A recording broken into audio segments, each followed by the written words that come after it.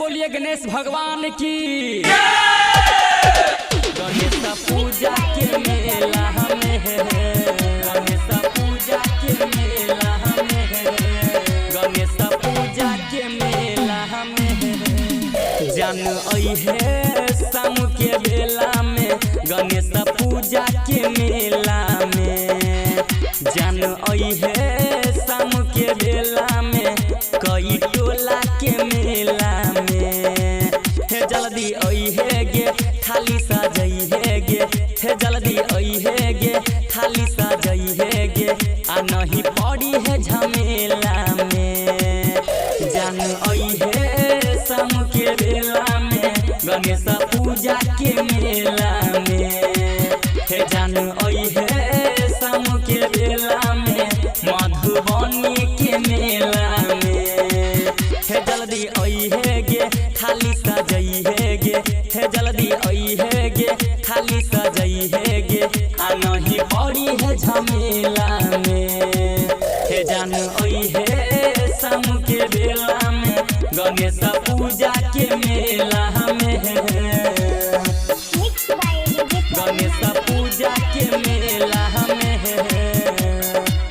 हे जान आई है शाम के बेला में, गणेश पूजा के मेला में है, गणेश पूजा के मेला में।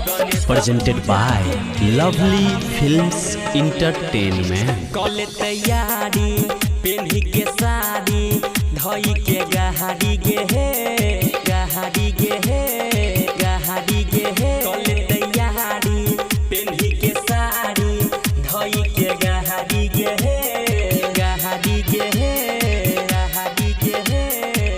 जई भी बाबा दुआरी ने ओई भी तोय खाली गे, हाँ खाली गे, ये है गे खाली गे, खाली गे। सखी के जड़े गे यही है सबेरे मजा ये तोड़े लम्हेला में। जान आई है शाम के बेला में, गणेश पूजा के मेला में। हे जान आई है शाम के बेला में, खजौली के मेला में है, गणेश पूजा के मेला में है।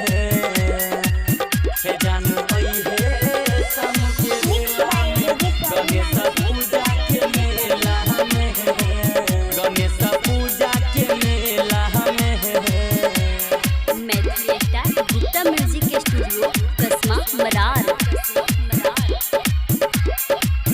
Presented by Lovely Films Entertainment। लके प्रसादी जय बैया गहारी, बाबा दुआहारी गे हे, दुआहारी गे हे, दुआहारी गे हे। लके प्रसादी जय बैया गहारी, बाबा दुआहारी गे हे, दुआहारी गे हे, दुआहारी गे हे। दाया जे करतई बाबा त बनाबै पूजाहारी गे, हाँ पूजाहारी गे, गे पूजाहारी गे, पूजाहारी गे।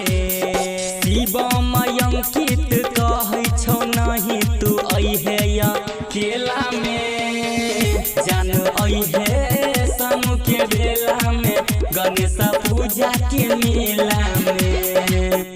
हे जान आई है शाम के बेला में, कई टोला के मेला में। जान आई है शाम के बेला में, गणेश पूजा के मेला में।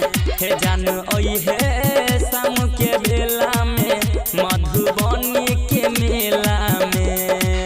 हे जल्दी आई है गे थाली सजई है गे, हे जल्दी आई है गे थाली सजई है गे, आ नहीं पड़ी है झमेला में। हे जान आई है शाम के बेला में, गणेश पूजा के मेला